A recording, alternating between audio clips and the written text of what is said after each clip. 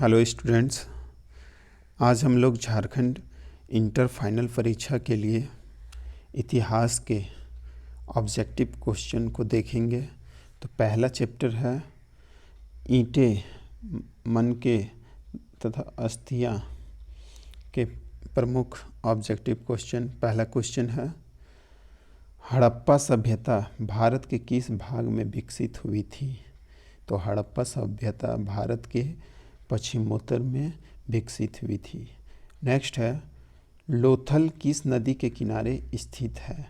तो लोथल मोगवा नदी के किनारे स्थित है। नेक्स्ट है, हड़प्पा सभ्यता का सबसे बड़ा नगर कौन सा था? तो हड़प्पा सभ्यता का सबसे बड़ा नगर मोहनजोदड़ो था। नेक्स्ट है, हड़प्पा लिपि से सर्वाधिक साम्य रखती है। तो कौन सी लिपि सर्वाधिक साम्य रखती है? तो वो है द्रविड़ लिपि। नेक्स्ट है, पंजाब में हड़प्पा के अतिरिक्त किस स्थान से सिंधु सभ्यता के प्राचीन अवशेष प्राप्त हुए हैं? तो प्राचीन अवशेष प्राप्त हुए हैं रहमान डेरी से, सराय खोला से और जलीलपुर से। इन सभी से प्राप्त हुए हैं। नेक्स्ट है, हड़प्पा सभ्यता से संबंधित स्थल कुंतासी स्थित है। तो ये स्थित है गुजरात में। नेक्स्ट है, हड़प्पा में सर्वप्रथम बड़ी संख्या में ईंटें प्राप्त हुई। तो हड़प्पा में सर्वप्रथम बड़ी संख्या में ईंटें प्राप्त हुई तो 1826 ईस्वी में। 1826 ईस्वी में।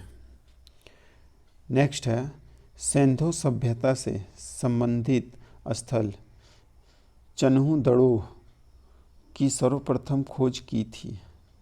तो चन्हु-दड़ो की सर्वप्रथम खोज N.G. मजूमदार ने की थी। नेक्स्ट है, सिंधु सभ्यता से संबंधित स्थल रोपड़ का उत्खनन कार्य कराया था। तो रोपड़ का उत्खनन कार्य हविलर एवं गार्डन ने मिल के कार्य कराया था। ये उपयुक्त दोनों सही है। नेक्स्ट है, राय बहादुर दयाराम साहनी ने कहाँ उत्खनन कराया था? तो इन्होंने उत्खनन हड़प्पा में करवाया था। नेक्स्ट है, हड़प्पा सभ्यता में प्राप्त अवतल चक्की पर किस पुराविद ने प्रकाश डाला? तो अर्नेस्ट मेके ने प्रकाश डाला। नेक्स्ट है, सिंधु घाटी सभ्यता में हल का प्रमाण मिला है। तो हल का प्रमाण मिला है कालीबंगान में। नेक्स्ट है, सिंधु घाटी के निवासियों को किस धातु का ज्ञान नहीं था? तो सिंधु घाटी के निवासियों को लोहा का ज्ञान नहीं था। नेक्स्ट है, सिंधु घाटी की सभ्यता समकालीन मानी जाती है। तो सिंधु घाटी की सभ्यता समकालीन मानी जाती है मेसोपोटामिया की सभ्यता से। नेक्स्ट है, मोहनजोदड़ो से प्राप्त मुख्य नाली का आकार है। तो मोहनजोदड़ो से प्राप्त मुख्य नाली का आकार 12 इंच गहरा एवं 9 इंच चौड़ा नाली का आकार पाया गया। नेक्स्ट है, हड़प्पा सभ्यता के लोग उपासना करते थे। हड़प्पा सभ्यता के लोग उपासना करते थे मातृदेवी का। नेक्स्ट है, हड़प्पा सभ्यता किस युग की सभ्यता है? हड़प्पा सभ्यता कांस्य युग की सभ्यता है। नेक्स्ट है, कालीबंगान स्थित है। ये स्थित है राजस्थान में। नेक्स्ट है, मोहनजोदड़ो किस नदी के किनारे स्थित है? मोहनजोदड़ो सिंधु नदी के किनारे स्थित है। नेक्स्ट है, मोहनजोदड़ो की खोज 1922 ईस्वी में किसने की? तो मोहनजोदड़ो की खोज 1922 ईस्वी में राखलदास बनर्जी ने की। अब हम लोग देखेंगे सेकंड चैप्टर राजा, किसान और नगर के ऑब्जेक्टिव क्वेश्चन। पहला क्वेश्चन है, प्रयाग प्रशस्ति की रचना किसने की? तो इसकी रचना वान भट्ट ने की। नेक्स्ट है, 6ठी शताब्दी ईसा पूर्व में राजतंत्र थे। तो 6ठी शताब्दी ईसा पूर्व में राजतंत्र किसके थे? तो अंग, मगध, वत्स और वज्जी का। नेक्स्ट है, गुप्तों के काल में कौन चीनी यात्री भारत आया? तो गुप्तों के काल में फाह्यान चीनी यात्री भारत आया। नेक्स्ट है, गंगा और सोन नदियों के संगम पर पाटलिपुत्र नामक नगर की स्थापना की गई थी। किसके द्वारा की गई थी? तो ये बिंबिसार के द्वारा पाटलिपुत्र नामक नगर की स्थापना की गई। नेक्स्ट है, किसके अभिलेख में भूमिदान का उल्लेख मिलता है? तो प्रभावती गुप्त के अभिलेख में भूमिदान का उल्लेख मिलता है। नेक्स्ट है, अशोक द्वारा प्रचारित बौद्ध धर्म कहाँ प्रचलित नहीं हुआ? तो अशोक द्वारा प्रचारित बौद्ध धर्म ब्रिटेन में प्रचलित नहीं हुआ। नेक्स्ट है, प्रयाग प्रशस्ति का संबंध किस गुप्त शासक से है? तो इनका संबंध समुद्रगुप्त शासक से है। नेक्स्ट है, उत्तरी पश्चिमी भारत से प्राप्त अशोक के अभिलेखों में लिपि का प्रयोग किया गया। तो पश्चिमी भारत से प्राप्त अशोक के अभिलेख में खरोष्ठी लिपि का प्रयोग किया गया है। नेक्स्ट है, भारतीय इतिहास का कौन सा काल स्वर्ण काल के नाम से जाना जाता है? तो गुप्त काल को स्वर्ण काल के नाम से जाना जाता है। नेक्स्ट है, अशोक की कलिंग विजय का उल्लेख मिलता है। अशोक की कलिंग विजय का उल्लेख मिलता है 13वें अभिलेख से। नेक्स्ट है, कौटिल्य की कृति है अर्थशास्त्र। नेक्स्ट है, 16 महाजन पदों का उदय हुआ बुद्ध युग में। नेक्स्ट है, किस शासक को प्रियदर्शी कहा गया? तो अशोक को प्रियदर्शी कहा गया। नेक्स्ट है, गांधार महाजन पद की राजधानी थी तक्षशिला। नेक्स्ट है, अशोक किस वंश का शासक था? अशोक मौर्य वंश का शासक था। नेक्स्ट, महाजन पदों में मूल बस्तियों की इकाई थी। तो महाजन पदों में मूल बस्तियों की इकाई थी गांव। अब हम लोग देखेंगे चैप्टर 3 बंधुत्व, जाति तथा वर्ग के ऑब्जेक्टिव क्वेश्चन। पहला क्वेश्चन है, क्षत्रिय शब्द का साहित्यिक अर्थ होता है। तो इसका साहित्यिक अर्थ होता है राज्य या क्षेत्र पर अधिकार होना। नेक्स्ट है, महाभारत और पुराण में मथुरा को शासक वंश को कहा गया है। मथुरा के शासक वंश को क्या कहा गया? तो यदु कहा गया। नेक्स्ट है, प्राचीन भारत के महाकाव्य का नाम है महाभारत। नेक्स्ट है, वी.एस. सुबथकर एक प्रसिद्ध विद्वान थे। तो ये विद्वान थे संस्कृत के।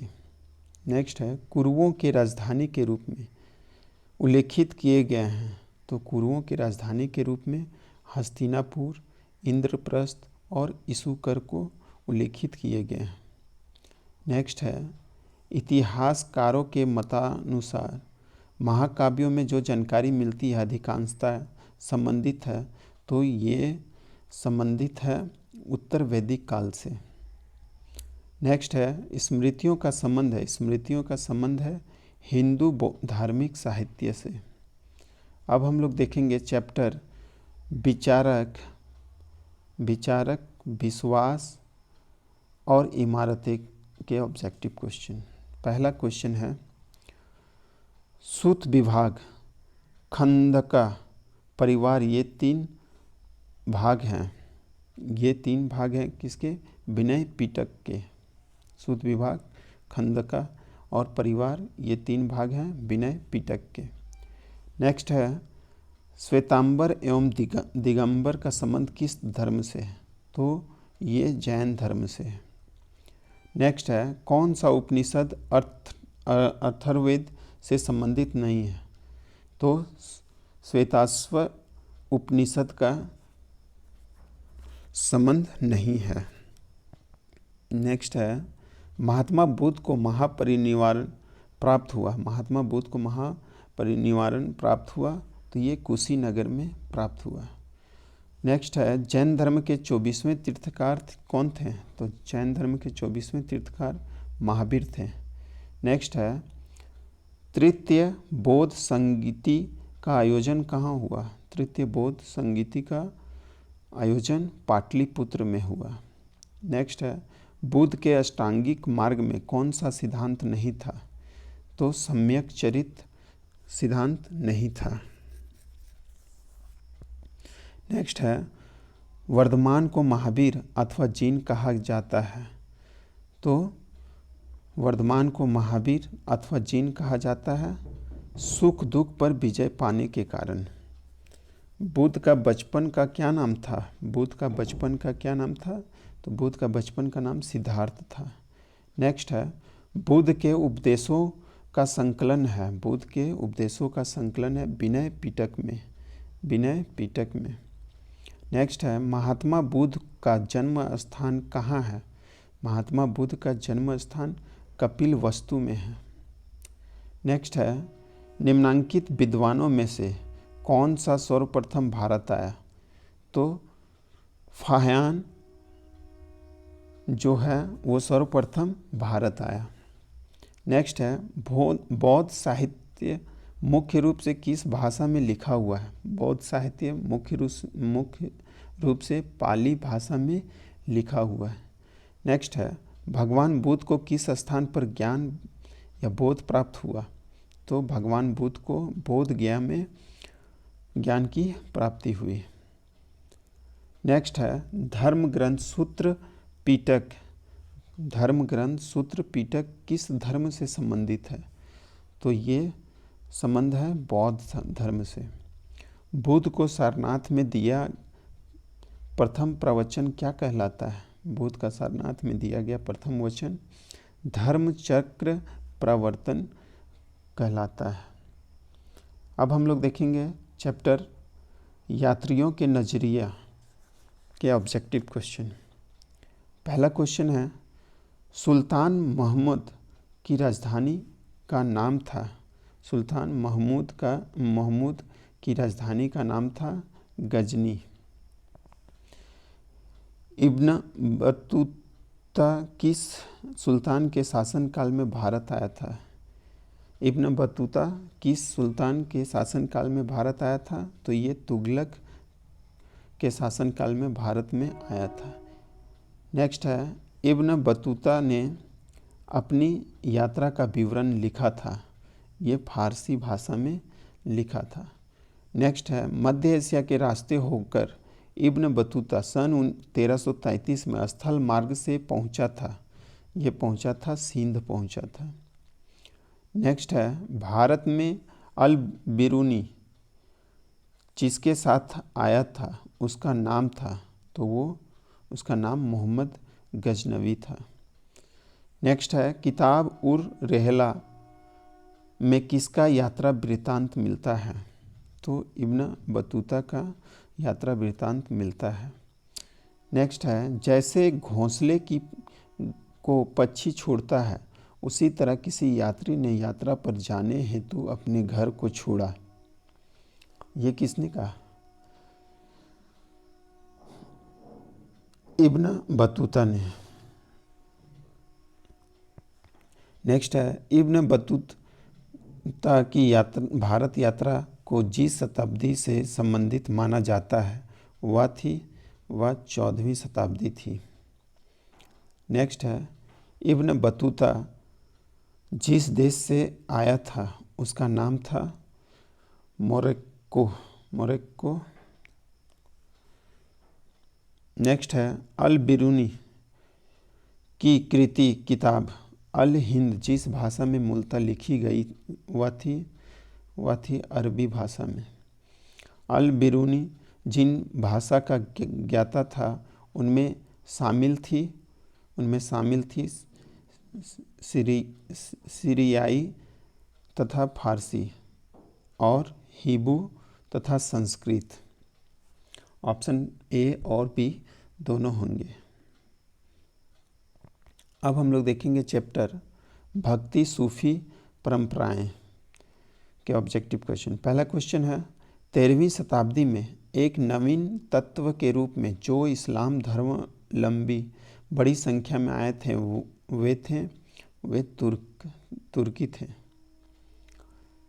नेक्स्ट है प्रथम सहस्त्र शताब्दी में जो व्यापारी समुद्र के रास्ते पश्चिमी भारत में आए वे थे अरब के। नेक्स्ट है प्रारंभिक भक्ति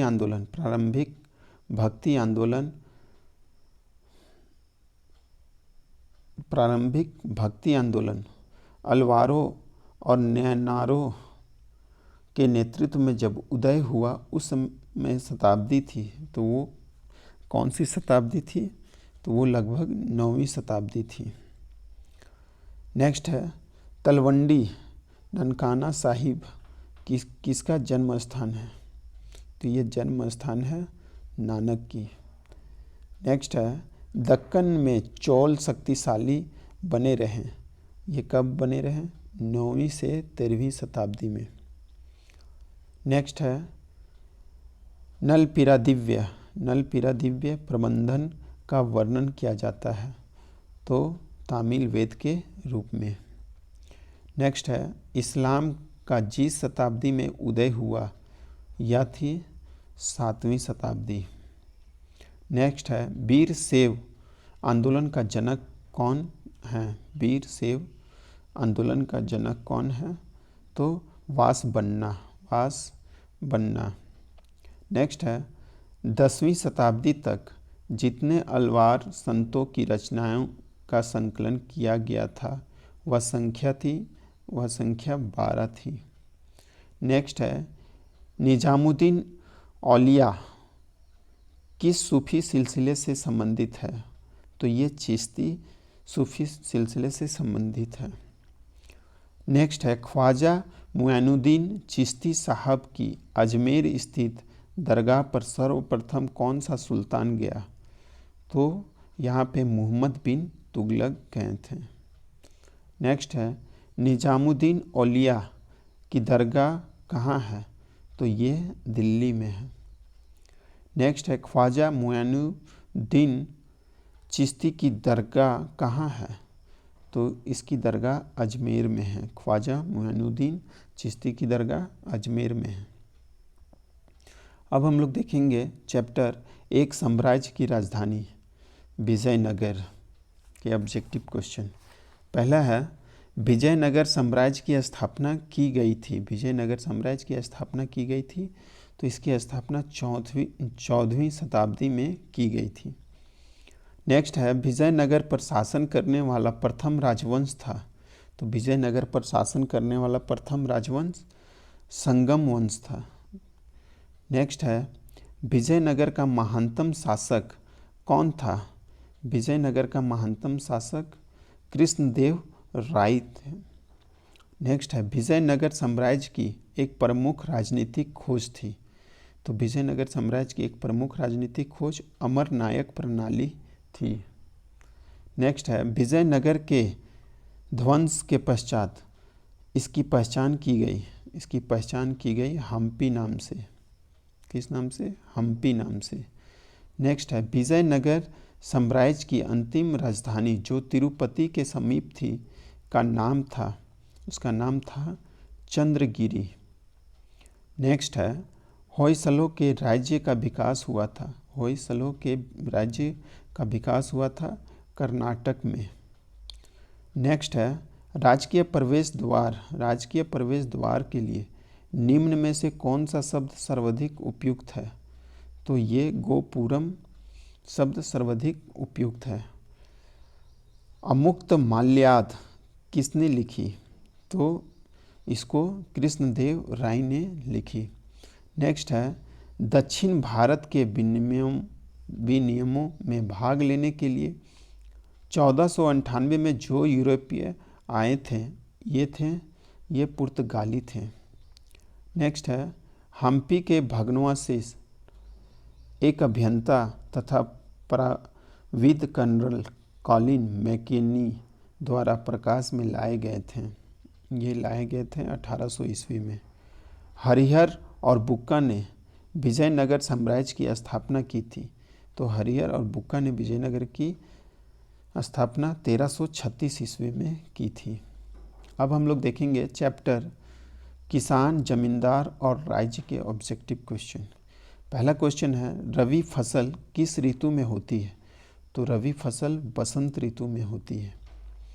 आईने के अनुसार सिंचाई वाले क्षेत्रों में वर्ष में कुल फसलें होती थी। वर्ष में 3 फसलें होती थी। नेक्स्ट है आइन ए अकबरी। आइन ए अकबरी के अनुसार भूमि को कितने भागों में बांटा था? तो ये 4 भागों में बांटा। नेक्स्ट है भारत में 17वीं सदी में जो भी फसल के रूप में अफ्रीका और स्पेन के रास्ते आई थी उसका नाम था मक्का। 17वीं सदी में जो फसल के रूप में अफ्रीका और स्पेन के रास्ते आई थी उसका नाम मक्का था। नेक्स्ट है मुगल काल में भारत में सबसे ज़्यादा उगाई जाने वाली फसलें थी। तो ये फसल चावल, गेहूँ, ज्वार, बाजरा आदि थे। नेक्स्ट है 16वीं सदी में भारतीय गांवों में जो अनेक बाहरी ताकतें दाखिल हुई थी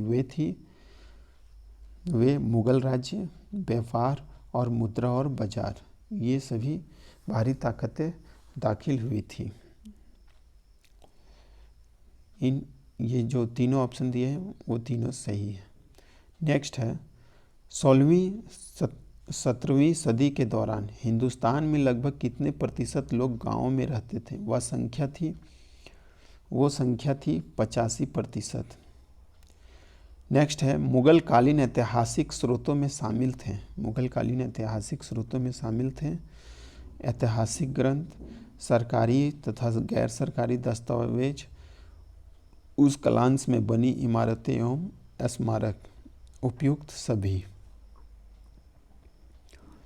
पंचायत का सरदार एक मुखिया होता था जिसे कहते थे मुकद्दम या मुखिया।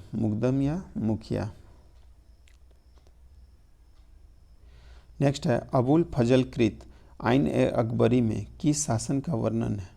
तो इसमें अकबर शासन का वर्णन है। अब हम लोग देखेंगे चैप्टर शासक और इतिवृत्त के ऑब्जेक्टिव क्वेश्चन। पहला है मुगल नाम व्युत्पन्न हुआ मंगोल से। नेक्स्ट है मुगल साम्राज्य के वास्तविक संस्थापक थे। तो मुगल साम्राज्य के वास्तविक संस्थापक थे बाबर। नेक्स्ट है मुगल राजवंश के शासकों ने स्वयं के लिए जो नाम चुना हुआ था तैमूरी। मुगल राजवंश के शासकों ने स्वयं के लिए जो नाम चुना हुआ था तैमूरी। नेक्स्ट है भारत का अंतिम मुगल सम्राट कौन था? भारत का अंतिम मुगल सम्राट बहादुर शाह जफर था। नेक्स्ट है आलमगीर जिस मुगल सम्राट की एक पदवी थी उसका नाम था औरंगजेब। नेक्स्ट है फतेहपुर सीकरी को राजधानी किसने बनाया? फतेहपुर सीकरी को राजधानी अकबर ने बनाया। नेक्स्ट है अकबर ने किस सन में दीन-ए इलाही धर्म चलाया? तो दीन-ए इलाही धर्म 1581 ईस्वी में चलाया। नेक्स्ट है अकबर ने सोच समझकर जिसको दरबार की मुख्य भाषा बनाया वह थी फारसी। कौन सी भाषा? फारसी। नेक्स्ट है तुजफ ए जहांगीरी की रचना किसने की? तो इसकी रचना जहांगीर ने की। हुमायूं नामा की रचना किसने की? हुमायूं नामा की रचना अबुल फजल ने की। बादशाह नामा किसने लिखी? बादशाह नामा अब्दुल हमीद लाहौरी ने लिखी। नेक्स्ट है दरबार में अभिवादन का तरीका निम्न में कौन सा था? तो इसमें कॉर्निश, सजदा और पाइबोस, ये तीनों तरीका थे। नेक्स्ट है बहादुर शाह जफर को उखाड़ फेंका था। तो बहादुर शाह जफर को उखाड़ फेंका अंग्रेजों ने। नेक्स्ट है नसरुद्दीन हुमायूं का कार्यकाल था, नसरुद्दीन हुमायूं का कार्यकाल था 1530 से 1540 और 1555 से 1556। अब हम लोग देखेंगे चैप्टर उपनिवेश और देहात, उपनिवेश और देहात के ऑब्जेक्टिव क्वेश्चन। किस सरकारी रिपोर्ट से भारतीय कृषक जनजातियों की स्थिति का पता चलता है? तो बुकानन की रिपोर्ट, पांचवी रिपोर्ट, दक्कन दंगा आयोग रिपोर्ट, इन सभी से हमें भारतीय कृषक जनजातियों की स्थिति का पता चलता है। नेक्स्ट है किस रिपोर्ट का संबंध भारत में ईस्ट इंडिया कंपनी के क्रियाकलापों से है? तो पांचवी रिपोर्ट से ईस्ट इंडिया कंपनी के क्रियाकलापों से संबंधित है। नेक्स्ट है प्रयाग जोतदार कहाँ रहते थे? प्रयाग जोतदार कहाँ रहते थे? गाँव में रहते थे। नेक्स्ट है सिक्मी रैयत को बंगाल में ज़मीन कौन पट्टे पर देता था? सिक्मी रैयत को बंगाल में ज़मीन के रैयत पट्टे पर देता था। नेक्स्ट है रैयतवाड़ी व्यवस्था में भूमि का स्वामी कौन होता था? तो भूमि का स्वामी किसान होता था। नेक्स्ट है अमला किसके द्वारा भेजा गया अधिकारी होता था? अमला किसके द्वारा भेजा गया अधिकारी होता था? तो ये जमींदार के द्वारा भेजा गया अधिकारी होता था। नेक्स्ट है चार्ल्स कॉर्नवालिस का जीवन काल था, तो इसका जीवन काल था 1738 से 1805 ईस्वी। नेक्स्ट है कॉर्नवालिस कोड बना 1775 ईस्वी में। नेक्स्ट है दक्कन दंगा आयोग कब गठित हुआ? दक्कन दंगा आयोग 1875 ईस्वी में गठित हुआ। उल गुलान विद्रोह का कौन नेता था? उल गुलान विद्रोह का नेता बिरसा मुंडा थे। नेक्स्ट है राजमहल की पहाड़ियों में मुख्यतः जो लोग रहते थे वे थे पहाड़िया और संथाल लोग, राजमहल की पहाड़ियों में। नेक्स्ट है संथाल विद्रोह कब हुआ? तो ये हुआ था 1855 ईस्वी में। नेक्स्ट है कंपनी काल में अक्सर शक्तिशाली जमींदारों के लिए जो शब्द प्रयोग किया जाता था वह था राजा। कंपनी काल में शक्तिशाली जमींदारों के लिए जो शब्द प्रयोग होता था वो क्या था? राजा। नेक्स्ट है फ्रांसिस बुकानन कौन था? तो ये चिकित्सक एवं सर्वेक्षक था। नेक्स्ट है फ्रांसिस बुकानन के विवरणों से किस जनजाति के बारे में पता चलता है? तो संथाल के बारे में पता चलता है।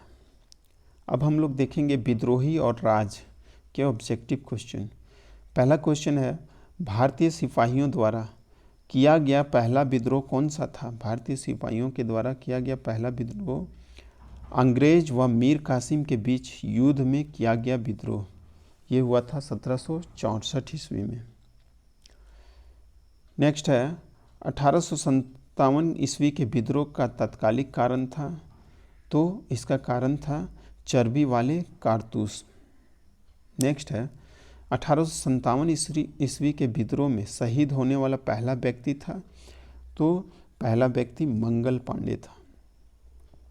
नेक्स्ट है 1857 ईस्वी के विद्रोह का कानपुर में नेतृत्व किसने किया? तो 1857 ईस्वी के विद्रोह का कानपुर में नेतृत्व नाना साहब ने किया। नेक्स्ट है मेरठ छावनी में सिपाहियों ने विद्रोह कर दिया था, ये कब किया था? 10 मई 1857 ईस्वी को। फिरंगी किस भाषा का शब्द है? फिरंगी फारसी भाषा का शब्द है। नेक्स्ट है बंगाल आर्मी की पौधशाला कहा जाता है, बंगाल आर्मी की पौधशाला कहा जाता है अवध को। नेक्स्ट है अवध में स्वतंत्रता सेनानियों का नेतृत्व किसने किया?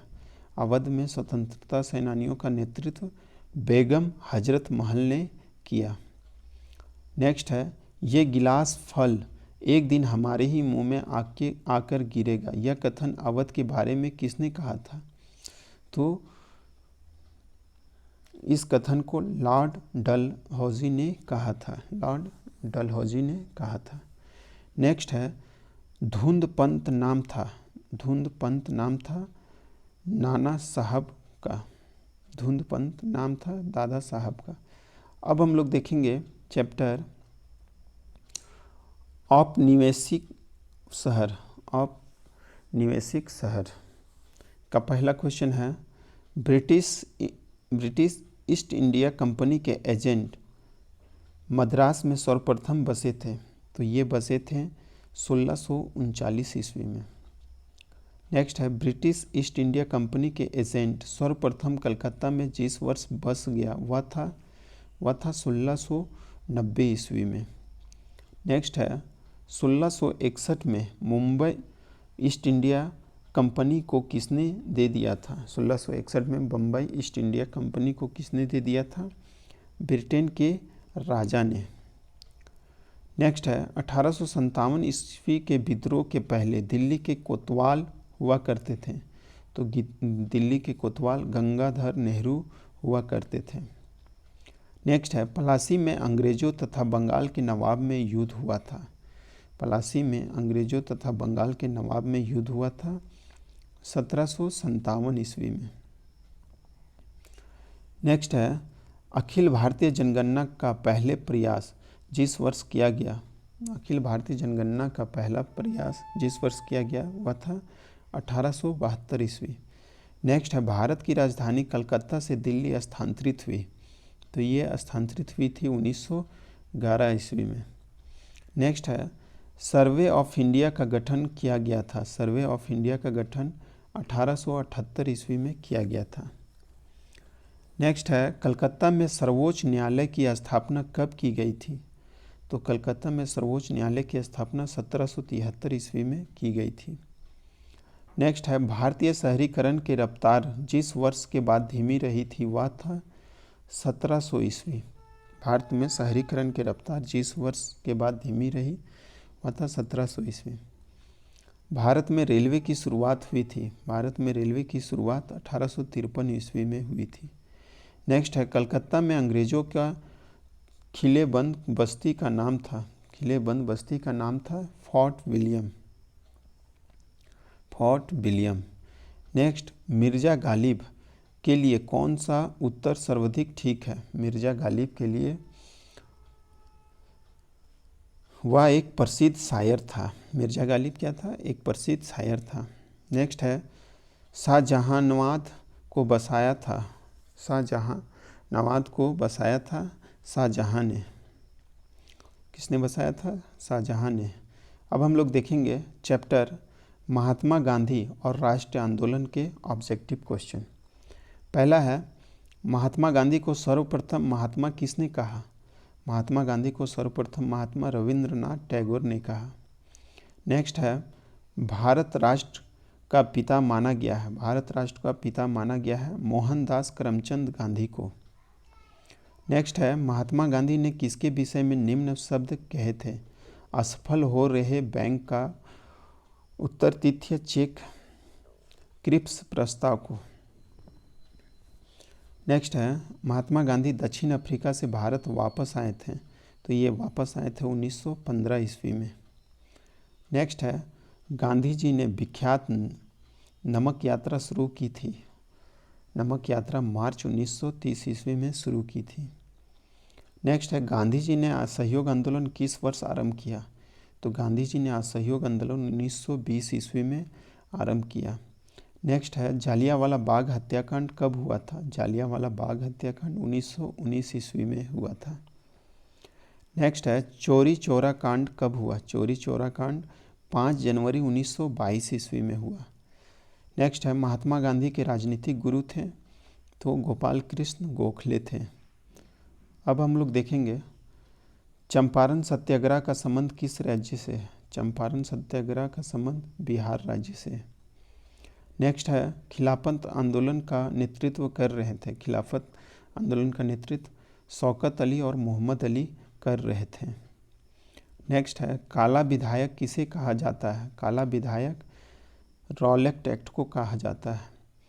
नेक्स्ट है तुम मुझे खून दो मैं तुम्हें आज़ादी दूंगा, किसका कथन था? ये कथन था सुभाष चंद्र बोस का। नेक्स्ट है सुभाष चंद्र बोस किस अधिवेशन में कांग्रेस के अध्यक्ष बने थे? तो ये हरिपुरा में कांग्रेस के अध्यक्ष बने थे। नेक्स्ट है लाल कुर्ती का नेतृत्व किसने दिया था? लाल कुर्ती का नेतृत्व अब्दुल गफ्फार खान ने दिया था। नेक्स्ट है स्वराज्य दल के संस्थापक कौन थे? तो स्वराज्य दल के संस्थापक चित्तरंजन दास थे। नेक्स्ट है साइमन कमीशन का भारतीय द्वारा विरोध क्यों किया गया था? तो इसका विरोध आयोग में एक भी भारतीय सदस्य न होने के कारण किया गया था।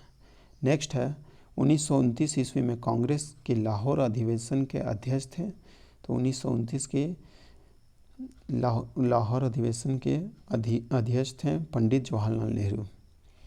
नेक्स्ट है बंगाल के विभाजन की घोषणा किस वर्ष हुई? तो बंगाल के विभाजन की घोषणा 1905 ईस्वी में हुई। अब हम लोग देखेंगे चैप्टर विभाजन को समझना के ऑब्जेक्टिव क्वेश्चन। पहला है भारत का विभाजन ब्रिटिश शासन की किस योजना का परिणाम है? तो ये माउंटबेटन योजना का परिणाम है। नेक्स्ट है भारत को विभाजित करने की माउंटबेटन योजना कब प्रस्तुत की गई? तो ये प्रस्तुत की गई 3 जून 1947 ईस्वी को। नेक्स्ट है भारतीय स्वतंत्रता अधिनियम कब बना? तो भारतीय स्वतंत्रता अधिनियम 18 जुलाई 1947 ईस्वी को बना। नेक्स्ट है 15 अगस्त 1947 ईस्वी को जब भारत स्वतंत्र हुआ उस समय ब्रिटेन में किस पार्टी की सरकारें थीं? तो उस समय लेबर पार्टी की सरकारें थीं। नेक्स्ट हिंदू महासभा की स्थापना किस वर्ष हुई थी? तो हिंदू महासभा की स्थापना 1915 ईस्वी में हुई थी। नेक्स्ट है कांग्रेस की स्थापना कब हुई थी? तो कांग्रेस की स्थापना 1885 ईस्वी में हुई थी। नेक्स्ट है भारतीय राष्ट्रीय कांग्रेस की स्थापना का श्रेय किसे है? तो भारतीय राष्ट्रीय कांग्रेस की स्थापना A.O. ह्यूम ने की थी। नेक्स्ट है कांग्रेस और मुस्लिम लीग में लखनऊ समझौता कब हुआ? कांग्रेस और मुस्लिम लीग में लखनऊ समझौता दिसंबर 1916 ईस्वी में हुई। नेक्स्ट है मुस्लिम लीग को ढाका में किस वर्ष शुरू किया गया था? तो इसे शुरू किया गया था 1906 ईस्वी में। नेक्स्ट है मुस्लिम लीग ने मुसलमानों हेतु पृथक राष्ट्र पाकिस्तान की मांग कब उठाई? तो इसकी मांग 1940 ईस्वी में उठाई। नेक्स्ट है बांग्लादेश की स्थापना कब हुई? तो इसकी स्थापना 1971 ईस्वी में हुई। नेक्स्ट है लीग ने प्रत्यक्ष कार्यवाही दिवस मनाने का ऐलान किया था। लीग ने प्रत्यक्ष कार्यवाही दिवस मनाने का ऐलान 16 अगस्त 1946 ईस्वी को की थी। नेक्स्ट है फ्रंटियर या सीमांत गांधी किसे कहा जाता है? फ्रंटियर या सीमांत गांधी किसे कहा जाता है? खान अब्दुल गफ्फार खान को। नेक्स्ट है सीधी कार्रवाई की धमकी किसने दी थी? तो सीधी कार्रवाई की धमकी मुस्लिम लीग ने दी थी। नेक्स्ट है कैबिनेट मिशन योजना के अध्यक्ष कौन थे? कैबिनेट मिशन योजना के अध्यक्ष स्टैफोर्ड क्रिप्स थे। अब हम लोग देखेंगे चैप्टर संविधान का निर्माण के ऑब्जेक्टिव क्वेश्चन। पहला है भारत को किस दिन स्वतंत्रता मिली? तो भारत को 15 अगस्त 1947 को स्वतंत्रता मिली। नेक्स्ट है भारतीय संविधान अस्तित्व में कब आया था? तो ये आया था 26 जनवरी 1950 को। नेक्स्ट है संविधान सभा के अध्यक्ष थे तो डॉक्टर राजेंद्र प्रसाद अध्यक्ष थे। नेक्स्ट है स्वतंत्र भारत के प्रथम गवर्नर जनरल थे तो इसके स्वतंत्र भारत के प्रथम गवर्नर जनरल सी राजगोपालचारी थे। नेक्स्ट है भारतीय संविधान सभा का गठन कैबिनेट मिशन के अंतर्गत किस वर्ष हुआ? तो इसका गठन 1946 ईस्वी में हुआ। नेक्स्ट है संविधान सभा के अधिवेशन हुए 1946-1949 में। नेक्स्ट है भारत की आर्थिक नीति की घोषणा कब हुई थी? तो भारत की आर्थिक नीति की घोषणा 1948 में हुई थी। नेक्स्ट है, किस वर्ष डॉक्टर राजेंद्र प्रसाद ने रियायतों में उत्तरदायी शासन की बात कही? तो 1934 ईस्वी में ये बात कही। नेक्स्ट है, जयप्रकाश नारायण द्वारा सर्वोदय योजना को कब लागू किया गया? तो जयप्रकाश नारायण द्वारा सर्वोदय योजना को 1950 ईस्वी में लागू की गई। नेक्स्ट है, कश्मीर में जनमत संग्रह का निर्देश सुरक्षा परिषद द्वारा किस वर्ष किया गया था? तो ये 1948 ईस्वी में किया गया था। नेक्स्ट है, हैदराबाद का भारत में विलय कब हुआ? हैदराबाद का भारत में विलय 1945 ईस्वी में हुआ। कव्वालियों द्वारा पाकिस्तान सहयोग से कश्मीर पर आक्रमण कब किया गया था? तो कव्वालियों द्वारा पाकिस्तान सहयोग से कश्मीर पर आक्रमण 1947 ईस्वी में किया गया था। नेक्स्ट है, देशी राज्य प्रजा परिषद का पहला अधिवेशन कब हुआ था? देशी राज्य प्रजा परिषद का पहला अधिवेशन 1927 ईस्वी में हुआ था। नेक्स्ट है, देशी राज्यों को मिलाकर एक संघ बनाने की बात कब कही गई? तो देशी राज्यों को मिलाकर एक संघ बनाने की बात 1935 में कही गई। नेक्स्ट है, अखिल भारतीय देशी राज्य प्रजा परिषद की स्थापना कब हुई? तो इसकी स्थापना 1926 ईस्वी में हुई थी। तो आज हम लोग देख लिए हिस्ट्री के ऑब्जेक्टिव क्वेश्चन, हिस्ट्री के सारे objective question. Thanks for watching. Channel को अधिक से अधिक शेयर और सब्सक्राइब करें। धन्यवाद।